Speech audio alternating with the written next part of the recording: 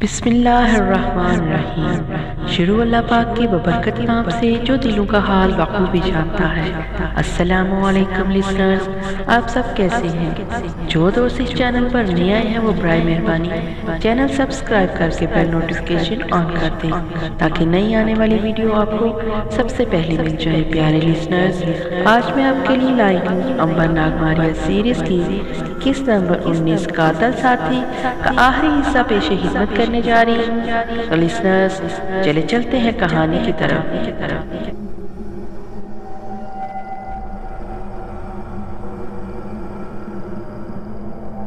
آدم خور قبیلے والوں نے ٹھیک کہا تھا، امبر ماریہ کے ارد گرد ہی تھا۔ اگر امبر اور کیلاش ناگا وحشیوں کے چنگل میں نہ پھنس جاتے تو ماریہ ان سے ضرور مل جاتی، لیکن اس وقت صورتحال یہ تھی کہ ماریہ ناگ کی لاش والی صندوقچی لے کر آسام کی سرحد کی طرف جا رہی تھی، جسے عبور کر کے اس کو ہمالیہ کی ترائی میں داخل ہو جانا تھا، اور امبر ناگاؤں کی قید میں ایک درخت پر ٹنگا ہوا تھا۔ جب رات گہری ہو گئی تو ناگا وحشی ایک ایک کر کے نیند کی آغوش میں جانے لگے۔ امبر نے یہ بات خاص طور پر محسوس کی تھی کہ وحشی آدم خور رات کو تھوڑی ہی دیر کے لیے آرام کرتے تھے۔ اس وقت بھی رات آدھی گزر گئی تھی اور ابھی تک دو وحشی آگ کے الاؤ کے گرد بیٹھے باتیں کر رہے تھے۔ سردار اور دوسرے ناگا اپنی اپنی جھوپڑیوں میں جا کر سو گئے تھے۔ کچھ وحشی وہیں گھاس پر پڑ کر سو گئے تھے۔ صرف یہ دو ناگے تھے جو ابھی تک نہیں سوئے تھے۔ امبر اور کیلاش ان دونوں کے سونے کا انتظار کر رہے تھے۔ امبر کو تو خیر بھوک اور پیاس کے لگنے کا سوال ہی پیدا نہیں ہوتا تھا، مگر کیلاش چور کی زبان پر پیاس کے مارے کانٹے پڑ گئے تھے۔ بھوک سے اس کے پیٹ اس کی کمر کے ساتھ لگ گئی تھی۔ صبح اس نے تنگ آ کر کچھ پتے کھا کر اپنی بھوک اور پیاس مٹائی تھی۔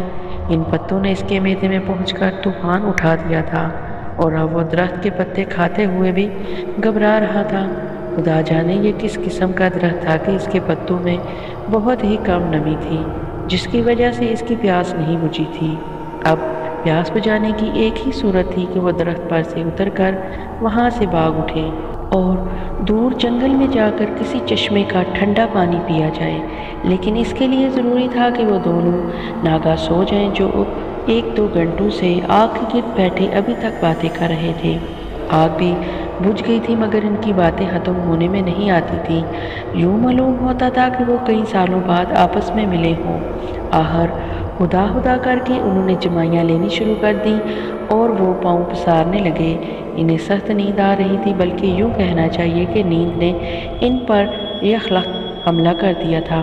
ایک ناگا اسی جگہ لیٹ گیا، دوسرا اٹھ کر ایک جھوپڑی میں چلا گیا۔ تھوڑی دیر بعد درخت کے نیچے لیٹے ہوئے ناگا کے خراٹے گونجنے لگے۔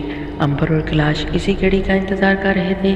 امبر نے کیلاش کا ہاتھ دبا کر اس کے کان میں کہا، بڑی خاموشی سے نیچے اترنا، ذرا سی بھی آواز پیدا ہوئی تو ہم بچ کر نہ جا سکیں گے، تمہاری جان سخت خطرے میں ہے۔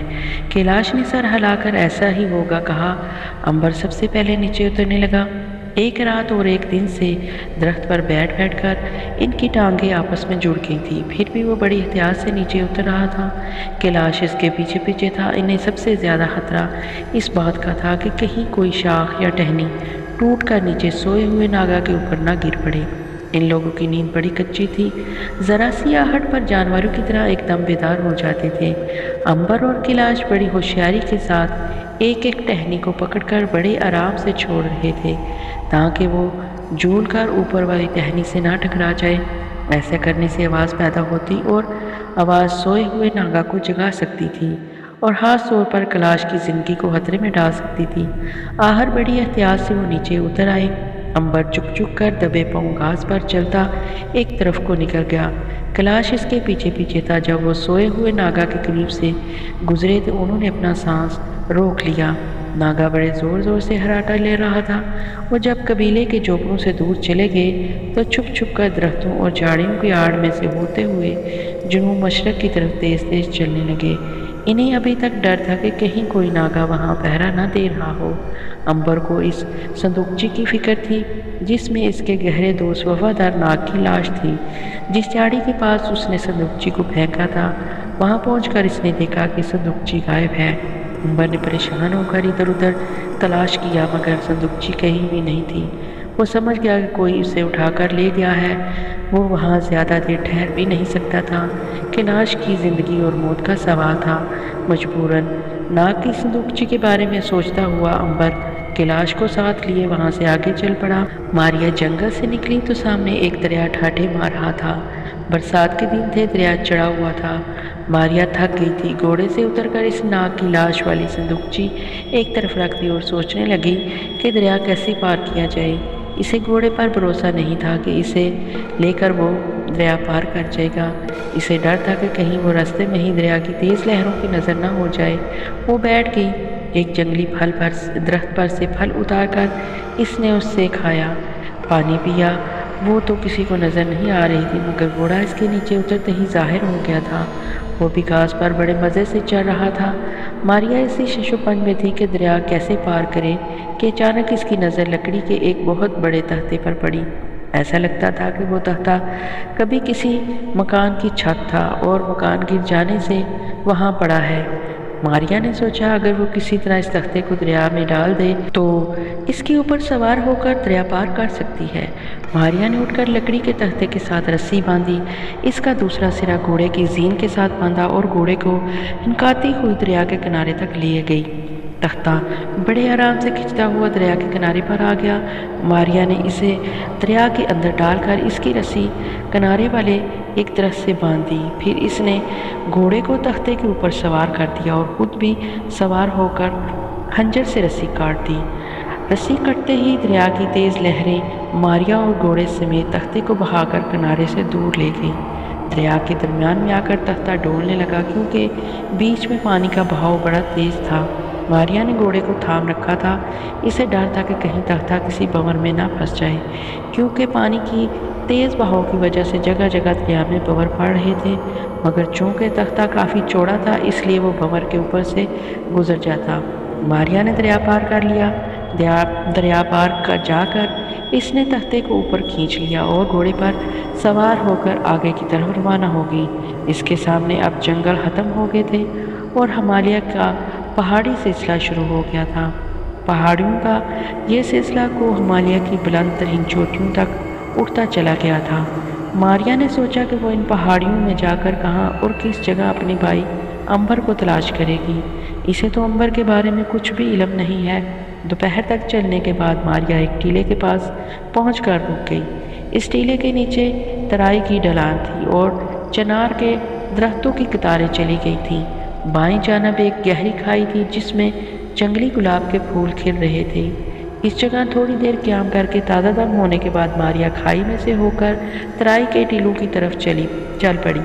اس کی منزل اس ترائی کی چڑھائیوں اور اترائی کو پار کر کے ہمالیہ کی سب سے بڑی جھیل نندن سر تک جانا تھا، جس کے بارے میں آدم خوروں نے اسے بتایا تھا کہ شاید امبر نندن سر جائے۔ سارا دن ماریا پہاڑوں، دروں اور گھاٹیوں میں سفر کرتی رہی۔ گھوڑے پر سوار اس نے کئی ٹیلے عبور کیے۔ ہر شام کو جب سورج کنچن جنگا کی پہاڑ پوش چوٹیوں کے پیچھے غروب ہو گیا تو وہ ایک ایسی پرفضا جگہ پر پہنچ گئی جہاں جنگلی سیب کے درختوں کی گھنی چھاؤں میں ایک میٹھے پانی کا چشمہ بہہ رہا تھا۔ ماریا کو بھوک بھی لگ رہی تھی۔ اس نے گھوڑے کو ایک درخت سے باندھ کر اس کے آگے درختوں کے پتے اور گھاس ڈال دیے اور خود جنگلی سیب پیٹ بھر کے کھائے، پانی پیا اور سوچنے لگی کہ کیوں نہ اس جگہ رات بسر کی جائے۔ یہاں سردی زیادہ ہو گئی تھی۔ اس نے زین پر سے کمبل اتار کر چشمے کے کنارے بچھا دیا، ایک کمبل اوپر لیا اور سونے کی تیاری کرنے لگی۔ سفر کی وجہ سے وہ تھک گئی تھی۔ اسے بہت جلد نیند آ گئی اور وہ سو گئی۔ یہ وہی جگہ تھی جہاں برفانی انسان رہتا تھا۔ بیچاری ماریا کو اس کی خبر نہیں تھی۔ آدھی رات کو برفانی انسان کو پیاس لگی تو وہ اپنے غار میں سے نکل کر سیدھا اس چشمے کی طرف چل پڑا جہاں ماریا کمبل اوڑھے سو رہی تھی۔ اب حالت یہ تھی کہ ماریا کمبل سمیت غائب تھی اور کسی کو نظر نہیں آ رہی تھی، صرف گھوڑا دکھائی دے رہا تھا۔ برفانی انسان لمبے لمبے قدم اٹھاتا چشمے کے قریب آیا تو گھوڑے نے ایک خاص قسم کی بو محسوس کی اور وہ بے چین ہو کر زمین پر پاؤں مارنے لگا۔ دوسری طرف برفانی انسان یا برفانی بھوت نے بھی انسان کی بو محسوس کر لی تھی۔ وہ بڑی ہوشیاری سے ادھر ادھر دیکھتا چشمے کی طرف بڑھنے لگا۔ چشمے کے پاس ٹیلے کی اوٹ میں آ کر اس نے دیکھا کہ درخت کے ساتھ گھوڑا تو بندھا ہوا ہے مگر انسان کہیں نہیں ہے، حالانکہ اسے انسان کی بڑی تیز بو آ رہی تھی۔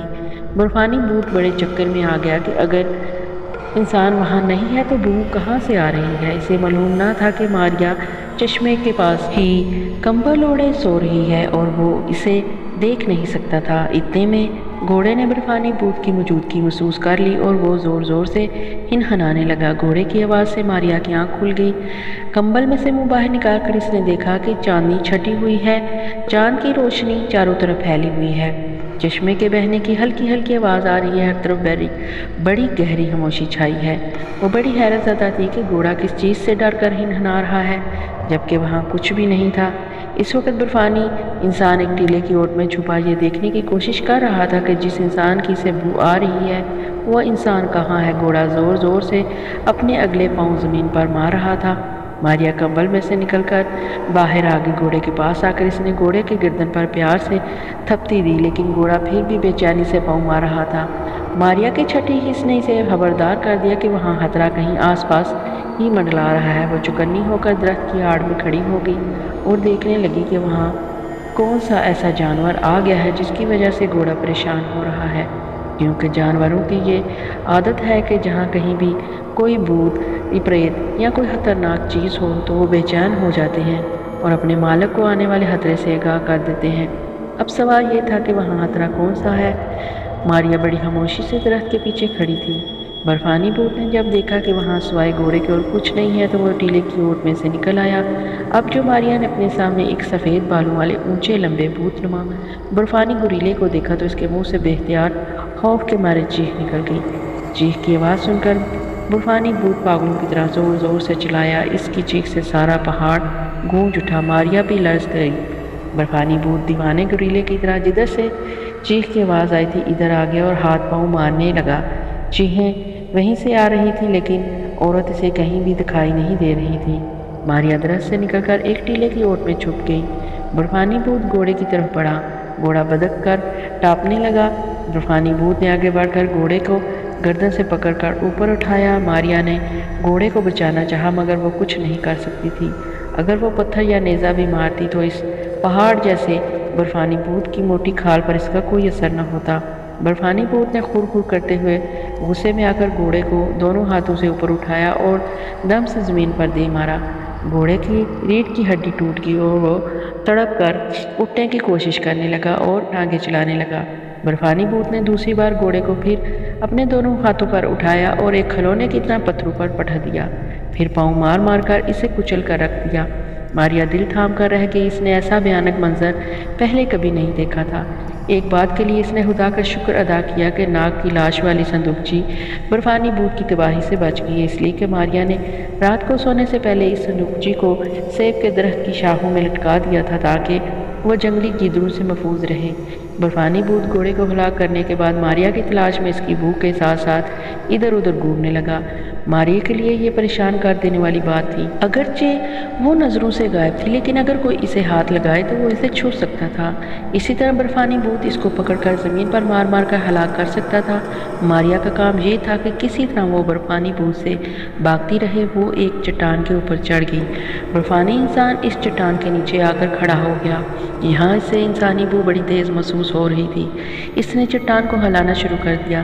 ماریا اگر تھوڑی دیر بعد میں وہاں سے نیچے چھلانگ لگاتی تو برفانی انسان کے قابو میں آ گئی ہوتی۔ وہ چٹان پر سے کود کر سیب کے ایک درخت کے اوپر چڑھ گئی اور اس نے اپنے آپ کو شاخوں اور پتوں کے اندر چھپا دیا تاکہ اس کی بو کم سے کم نیچے جا سکے۔ اس سے ایک فائدہ ضرور ہوا کہ برفانی بھوت کو اس کی بو بہت کم آنے لگی۔ اس نے حال کیا کہ جس انسان کی اس کو تلاش تھی وہ اس سے کافی فاصلے پر چلا گیا ہے۔ برفانی بھوت یوں ہی چٹانوں اور پتھروں پر زور زور سے ہاتھ مارتا، غصے میں خرخر کرتا چشمے پر آیا اور چپ کر چشمے کا پانی پینے لگا۔ اس کے بالکل اوپر سیب کے درخت میں ماریا پتوں اور شاخوں میں اپنے آپ کو چھپائے ہوئے بیٹھی تھی۔ برفانی بھوت چشمے پر جھکا شراب پانی پی رہا تھا اور ماریا کا دل خوف کے مارے زور زور سے دھڑک رہا تھا۔ اس نے خدا کا شکر ادا کیا کہ جس کے جسم کی بو پتوں اور شاخوں نے روک لی، ورنہ برفانی بھوت کو اگر علم ہو جاتا کہ ماریا سیب کے درخت پر بیٹھی ہے تو وہ اس درخت کو ہی جڑ سے اکھاڑ دیتا۔ چشمے پر پانی پی کر برفانی گوریلے نے گھوڑے کی کٹی پٹی لاش کو اٹھا کر اپنے کندھے پر ڈالا اور واپس چڑھائی اتر کر کھائی میں غائب ہو گیا۔ جب وہ نظروں سے اوجھل ہوا تو ماریا کی جان میں جان آئی۔ اس نے درخت پر سے اتر کر اس جگہ کو دیکھا جہاں گھوڑے کی لاش کا خون پڑا تھا۔ ماریا کی آنکھوں میں گھوڑے کو یاد کر کے آنسو آ گئے۔ اس نے بڑی بڑی مصیبتوں اور مشکلات حالات میں ماریا کا ساتھ دیا تھا۔ ماریا چشمے کے کنارے بیٹھ گئی، نیند اس کی آنکھوں سے غائب ہو چکی تھی۔ اس نے سیب کے درخت پر سے ناگ کی لاش والی صندوقچی اتاری اور اسے کھول کر دیکھا۔ ہلکی ہلکی چاندنی میں اسے سانپ کی لاش کے ٹکڑے دکھائی دے رہے تھے۔ اس نے دور کنچن چنگا کی پہاڑ پوش پہاڑی کو دیکھا۔ اسی پہاڑی کے دامن میں وہ جھیل تھی جس کے بارے میں آدم ہورو نے ماریا کو بتایا تھا کہ امبر اسی جگہ جا رہا تھا۔ وہ جھیل نندن سر پہنچ کر امبر کی راہ دیکھنا چاہتی تھی۔ اسے یقین تھا کہ اس کا بھائی وہاں ضرور آئے گا۔ اس کا دل کہہ رہا تھا کہ وہ وہاں مل جائے گا۔ وہ وادی میں رات کا اندھیرا غائب ہونا شروع ہو گیا۔ چاندنی پھیکی پڑنے لگی اور مشرق کی پہاڑیوں کے اوپر صبح کی ہلکی ہلکی روشنی چھلکنے لگی اور درے روشن ہو گئے۔ صبح کی روشنی کی ہلکی ہلکی روشنی چھلکنے لگی تھی۔ تھوڑی دیر بعد سورج طلوع ہو گیا اور ساری وادی پہاڑیاں گھاٹیاں اور درے روشن ہو گئے۔ صبح کی روشنی میں ماریا کا خوف بھی دور ہو گیا اور اس کے اندر آگے بڑھنے کی ہمت پیدا ہوگی۔ اس نے زمین پر ایک بار پھر گھوڑے کے خون کے دھبوں کو دیکھا۔ اس کے ساتھ ہی ماریا نے برفانی بھوت کے پاؤں کے بڑے بڑے نشان دیکھے۔ یہ اتنے بڑے نشان تھے کہ ماریا کا دل کانپ اٹھا۔ پاؤں کے نشان نیچے کھائی میں اتر گئے تھے۔ برفانی بھوت کا غار گھاٹی اتر کر ایک چٹان کے اندر تھا۔ ماریا وہاں رہ کر برفانی بھوت کو دوبارہ وہاں آنے کا خطرہ مول لینا نہیں چاہتی تھی۔ اس نے گھوڑے کی زین سے گری ہوئی تلوار اٹھا کر کمر کے ساتھ باندھی، ناگ کی لاش کی صندوقچی ہاتھ میں اٹھائی اور جھیل نندن سر کی طرف چل پڑی۔ یہاں سے اسے راستے کا علم نہیں تھا مگر وہ اندازے کے مطابق آگے بڑھے جا رہی تھی۔ جھیل نندن سر کے اوپر ہر وقت سفید بادل چھائے رہتے تھے اور یہ بادل اسے دور سے کنچن چنگا کی پہاڑیوں کے دامن میں ایک جگہ دکھائی دے رہے تھے۔ وہ اس بادل کے ٹکڑے کو اپنا نشانہ بنا کر سفر پر چل پڑی۔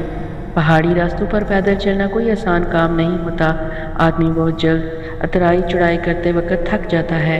اس کے علاوہ راستے میں بکھرے ہوئے پتھروں سے پاؤں کو زخمی ہونے کا خطرہ ہوتا ہے۔ پھر بھی ماریا دوپہر تک چلتی رہی۔ راستے میں اسے کوئی بھی انسانی بستی کہیں نظر نہیں آئی۔ کہیں کہیں چنار اور صنوبر کے درختوں کے جھنڈ مل جاتے جہاں ایک نہ ایک چشمہ بہہ رہا ہوتا۔ یہاں وہ تھوڑی دیر بیٹھ کر آرام کرتی، پانی پی کر اپنے سفر پر روانہ ہو جاتی۔ تیسرے پہر ماریا نے ایک جگہ پہاڑی کے دامن میں ایک چھوٹی سی لکڑی کی چھت والا ایک منزلہ مکان دیکھا جس کی چھت کے سوراخ میں سے دھواں اٹھ رہا تھا۔ ماریا کو بڑی بھوک لگ رہی تھی۔ اس نے کئی روز سے روٹی اور دودھ نہیں پیا تھا۔ اس نے سوچا اس مکان میں ضرور کوئی انسان رہتا ہوگا اور وہاں پہنچ کر اسے کھانے کو روٹی اور پینے کو تھوڑا سا دودھ ضرور مل جائے گا، کیونکہ اس نے دور اوپر سے مکان کے باہر ایک بکری کو بندھے ہوئے دیکھ لیا تھا۔ ماریا تازہ دم ہو کر نیچے وادی میں اترنے لگی۔ وہ مختلف پہاڑی پگڈنڈیاں اور الجھے ہوئے دشوار یعنی مشکل راستوں پر سے ہوتی ہوئی آخر اس ایک منزلہ مکان کے قریب آ گئی۔ وہ مکان کے پچھواڑے آ کر رک گئی اور سوچنے لگی کہ اندر کس طرف سے جائے۔ پھر اسے خیال آیا کہ وہ تو غائب ہے، وہ چاہے جس طرف سے بھی مکان کے اندر چلی جائے کوئی بھی اسے دیکھ نہیں سکے گا۔ چنانچہ وہ بڑے آرام سے اور آزادی سے مکان کے دروازے کے پاس آ گئی۔ ابھی وہ دروازے کے قریب سے گزر ہی رہی تھی کہ اسے اندر سے ایک عورت کے رونے کی آواز سنائی دی۔ ماریا ٹھٹک کر رہ گئی۔ عورت کے رونے کی آواز برابر آ رہی تھی۔ ماریا مکان کے اندر داخل ہو گئی۔ اس نے دیکھا کہ لکڑی کے فرش پر ایک لمبے بالوں والی دبلی پتلی عورت رسیوں کے ساتھ بندھی ہوئی تھی۔ اس کو رسیوں سے زمین میں گڑی ہوئی بیلوں یعنی کھونٹیوں کے ساتھ باندھ دیا ہوا تھا۔ عورت کی آنکھوں سے آنسو بہہ رہے تھے اور وہ سسکیاں بھر کر روئے جا رہی تھی۔ ایسا لگتا تھا جیسے اس کے سوا وہاں اور کوئی انسان نہیں ہے۔ ماریا بڑی حیرانی سے اس بد نصیب عورت کو دیکھتی رہی۔ پھر وہ آہستہ آہستہ قدم اٹھاتی آگے بڑھی، اس خیال سے کہ عورت نے اس کے قدموں کی آواز سن لی تو وہ گھبرا جائے گی۔ کہ انسان تو نظر نہیں آ رہا، پھر انسانوں کے قدموں کی چاپ کہاں سے آ رہی ہے؟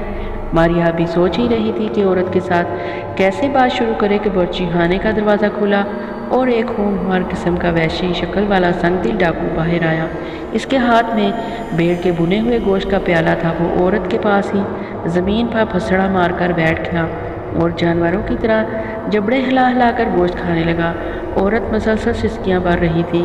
سنگ دل وحشی نے زور سے عورت کے سر پر مکہ مارا۔ عورت کی چیخ نکل گئی۔ وحشی ڈاکو نے کہا، خاموش رہتی ہو یا تمہیں ابھی اپنے ساتھیوں کے آنے سے پہلے ہی خنجر گھونپ کر ہلاک کر دوں؟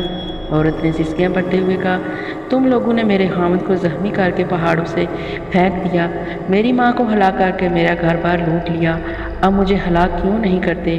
مجھے بھی مار ڈالو تاکہ میں اس عذاب سے نجات حاصل کر سکوں۔ ڈاکو زور سے کہکا لگا کر ہنس پڑا اور بولا، بدبخت عورت، تجھے ہم ماریں گے نہیں بلکہ بڑے لاما کے پجاری ہاتھ بیچ دیں گے جو تجھے بڑے تہوار پر دیوتاؤں کے آگے قربان کرے گا۔ تو ہمارے لیے عورت نہیں بلکہ قربانی کا بکرا ہے، ہم تجھے فروخت کر کے سونے کی شفیاں حاصل کریں گے۔ عورت روتے ہوئے بولی، رحم کرو ظالمو، ایک بے کس مجبور عورت پر رحم کرو۔ عورت سسکیاں بھرتی رہی۔ ڈاکو گوشت اڑاتا رہا اور ماریا چپ چاپ کھڑی لکڑی کے کھمبے کے ساتھ لگی یہ سارا تماشا دیکھتی رہی۔ وہ آگے بڑھ کر مظلوم عورت کی رسیاں کاٹنے ہی لگی تھی کہ دروازہ کھلا اور 2 اور ڈاکو اندر آ گئے۔ ان سبوں کے چہرے ایک جیسے خوفناک وحشی تھے۔ انہوں نے سروں پر سمور کی ٹوپیاں پہن رکھی تھی اور کمر سے تلواریں لٹکا رکھی تھی۔ ان کی آنکھوں میں سنگدلی اور صفاقی تھی۔ صاف لگتا تھا کہ وہ رحم نام کی شے سے ناواقف ہے اور کئی بے گناہوں کے خون سے ہاتھ رنگ چکے ہیں۔ ماریا کھمبے سے ہٹ کر دیوار کے ساتھ کونے میں جا کر کھڑی ہو گئی۔ وہ نہیں چاہتی تھی کہ چلتے پھرتے ہوئے کوئی ڈاکو اس سے ٹکرا جائے اور انہیں اس کی موجودگی کی خبر ہو جائے۔ وہ عورت کو ان ظالموں سے بچانے کے لیے کچھ بھی کرنا چاہتی تھی، بڑی خاموشی سے کرنا چاہتی تھی۔ تینوں ڈاکو زمین پر بیٹھ کر گوشت اڑانے اور کہکے لگانے لگے۔ وہ ہڈیاں جکڑی ہوئی مظلوم عورت کی طرف پھینکتے تھے جیسے وہ کتیا ہو۔ عورت نے ایک سسکی بھری تو ڈاکو نے اٹھ کر زور سے اس کی ٹانگوں پر ہنٹر مار دیا۔ عورت کی چیخ نکل گئی۔ ماریا کا دل دہل گیا۔ اب وہ زیادہ انتظار نہیں کر سکتی تھی۔ اس نے حملہ کرنے کا فیصلہ کر لیا۔ وہ اب صرف یہ سوچ رہی تھی کہ اپنے حملے کو کدھر سے شروع کرے۔ آخر اس نے برچی خانے کو چن لیا۔ وہ چپکے سے برچی خانے میں آ گئی جہاں آگ جل رہی تھی۔ ماریا نے جلتی ہوئی لکڑی اٹھا کر باہر ڈاکو پر دے ماری۔ جلتی ہوئی لکڑی ڈاکو پر گری تو وہ ہڑبڑا کر اٹھے، بھاگ کر برچی خانے میں گئے کہ وہاں کون ہے، مگر وہاں کوئی بھی دکھائی نہیں دیا۔ انہوں نے کھڑکی میں سے جھانک کر باہر دیکھا، نیچے بھی کوئی نہیں تھا۔ وہ واپس بڑے کمرے میں آ کر بیٹھ گئے۔ اچانک ایک اور جلتی ہوئی لکڑی ان کے درمیان آ کر گری۔ اب تو ان کو بے حد غصہ آیا کہ یہ کون شخص ہے جو چھپ چھپ کر ان پر جلتی ہوئی لکڑیاں پھینک رہا ہے۔ برچی خانے میں آ کر انہوں نے ایک ایک شے کو اٹھا کر دیکھنا شروع کر دیا۔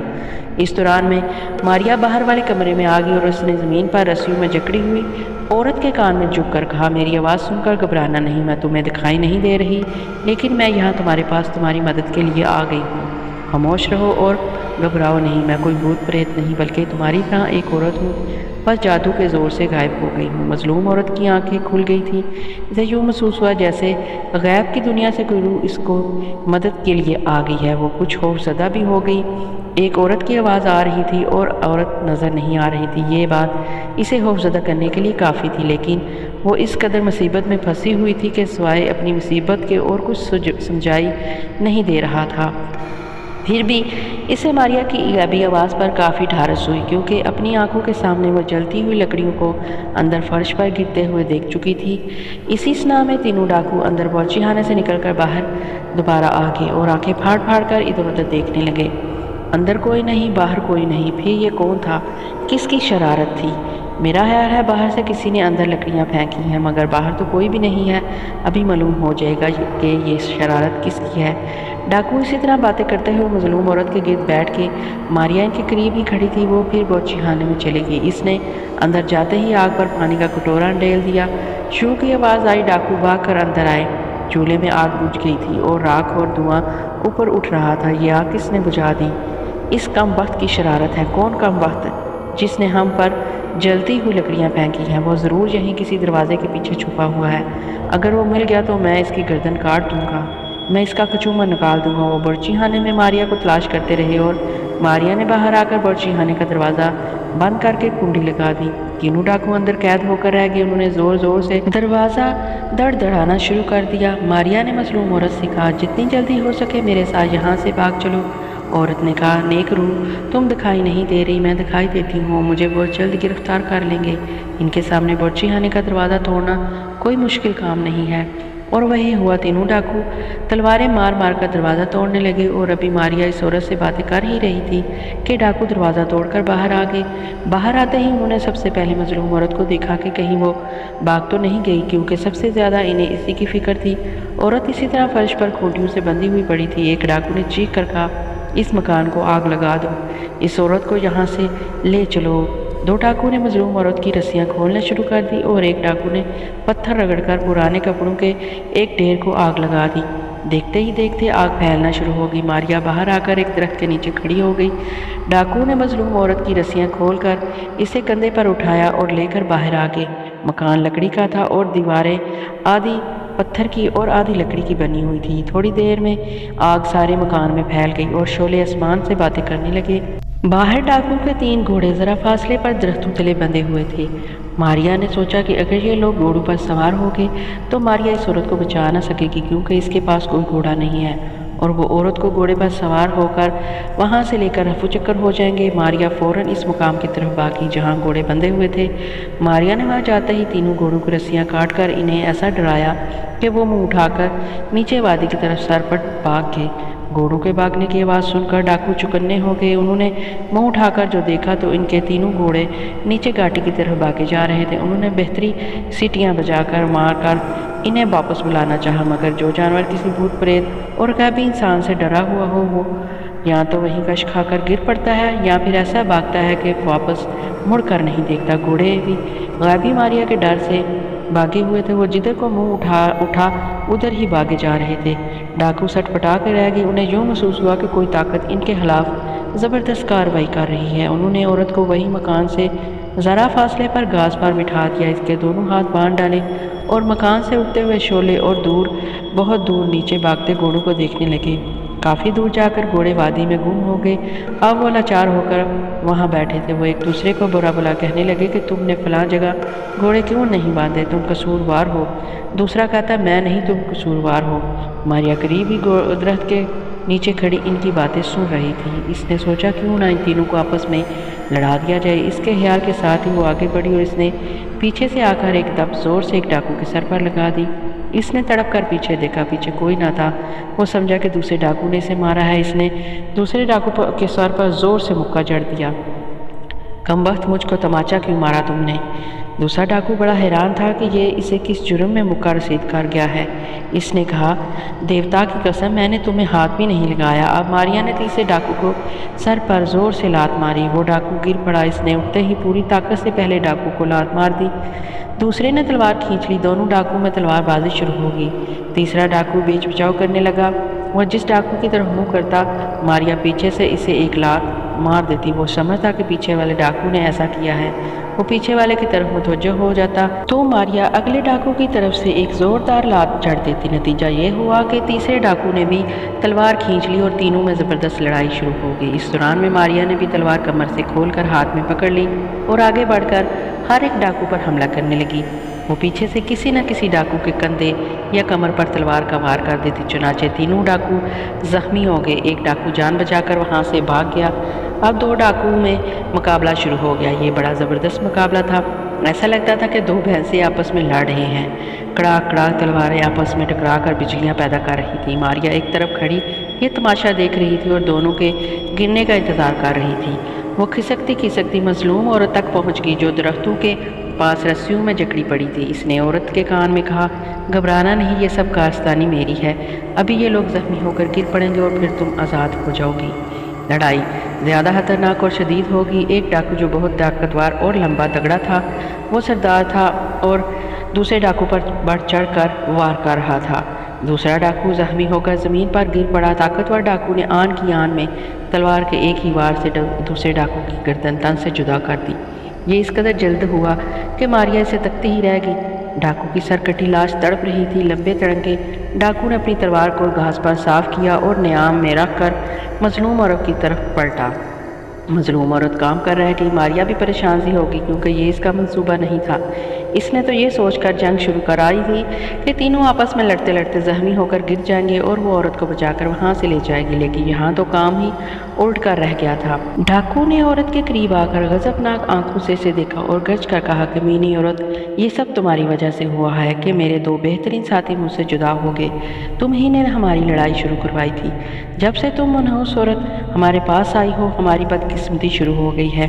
اب اگر میں نے تمہیں زندہ چھوڑا تو تم بد دعا دے کر مجھے بھی مروا ڈالو گی، اس لیے میں تمہیں بھی اپنے ساتھیوں کی طرح اسی جگہ قتل کر دیتا ہوں، مگر میں تمہیں قتل نہیں کروں گا بلکہ اس درخت کے ساتھ الٹا لٹکا کر پھانسی دوں گا اور تمہاری لاش لٹکتی چھوڑ جاؤں گا تاکہ پرندے اور جانور تمہارا گوشت نوچ نوچ کر کھاتے رہیں۔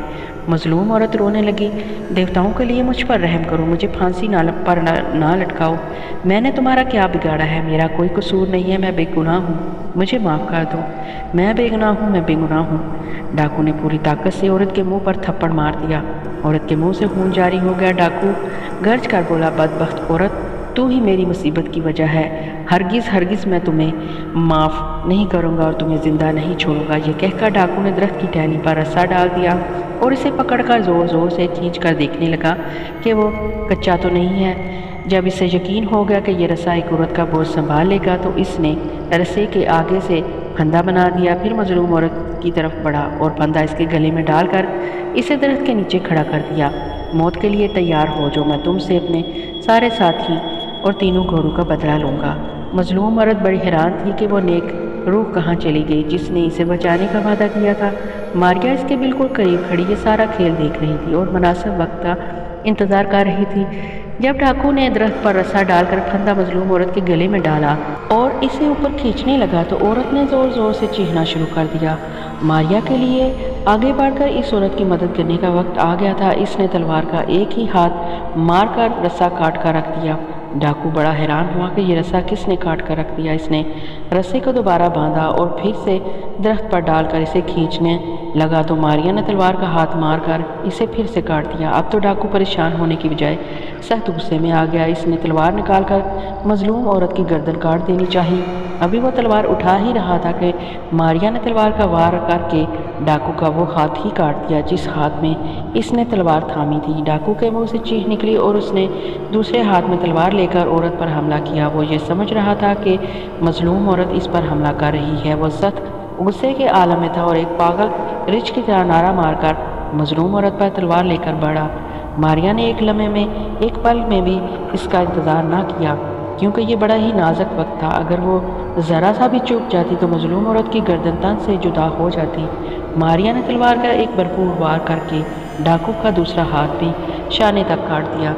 ڈاکو لڑکھڑا کر گر پڑا۔ اس نے اٹھنا چاہا، وہ اٹھ ہی رہا تھا کہ ماریا نے تیسرا وار کر کے اس ڈاکو کا ایک پاؤں بھی کاٹ ڈالا۔ اب وہ بے بس تھا، اس کے لیے اٹھنا مشکل ہو گیا۔ وہ زمین پر ہی تڑپ کر پڑا رہا۔ ماریا نے مظلوم عورت کی رسیاں کھول کر اسے آزاد کیا اور کہا، جلدی سے یہاں سے نکل چلو۔ مظلوم عورت اور ماریا دو ڈاکوؤں کی لاشیں اور ایک ڈاکو کو تڑپتا چھوڑ کر وہاں سے اٹھ دوڑی۔ ماریا بھی اس کے پیچھے پیچھے آ رہی تھی۔ ٹیلے چھوڑ کر وہ ایک جگہ سے گھاٹی کی چڑھائی چڑھ کر پہاڑ کے اوپر آ گئی اور پھر وہاں سے اتر کر مظلوم عورت ایک جگہ درختوں کے جھنڈ میں آ گئی۔ یہاں ڈاکو نے اس کے خاوند کو زخمی کر کے پھینک دیا تھا۔ عورت نے دیکھا کہ اس کا خاوند جھاڑیوں میں بے ہوش پڑا ہے، اس کے شانے میں زخم ہے جہاں خون جم گیا ہے۔ ماریا بھی اب وہاں پہنچ گئی تھی۔ ماریا نے پوچھا، کیا یہ تمہارا خاوند ہے؟ ہاں اے نیک روح، یہ میرا خاوند ہے، اسے ڈاکو زخمی کر کے یہاں پھینک گئے تھے۔ اس نے ان سے مقابلہ کیا تھا اور بہادری سے لڑا تھا، فکر نہ کرو، یہ ابھی ہوش میں آ جاتا ہے۔ ماریا نے رومال پانی میں بھگو کر اس آدمی کے منہ پر پانی کے چھینٹے مارے۔ تھوڑی دیر میں اسے ہوش آ گیا۔ اپنے سامنے اپنی بیوی کو دیکھ کر وہ بے حد خوش ہوا، مگر شانے کا زخم اسے بہت تکلیف دے رہا تھا۔ ماریا اور اس کی بیوی اسے اٹھا کر قریب ایک چشمے کے پاس والی جھونپڑی میں لے آئی۔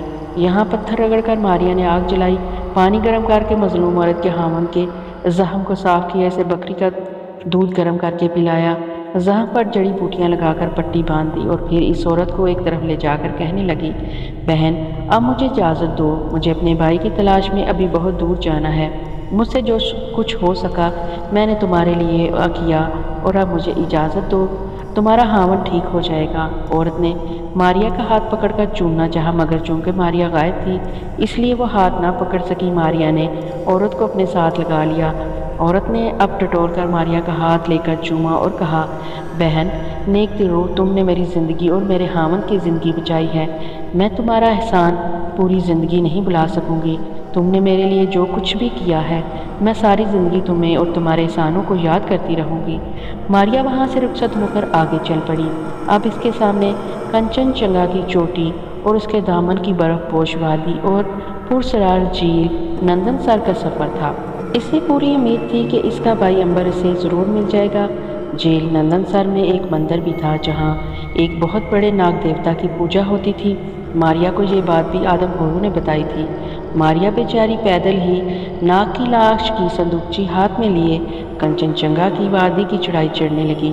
ابھی وہ تھوڑی ہی دور گئی تھی کہ بادل گر گر کر آنے لگی، ہوا چلنے لگی اور گرج چمک کے ساتھ بارش شروع ہو گئی۔ ماریا ایک بہت بڑے درخت کے نیچے آ گئی۔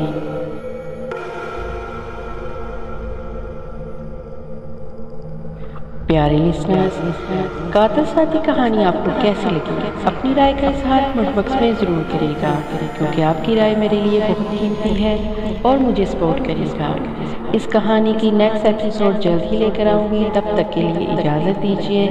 اللہ حافظ۔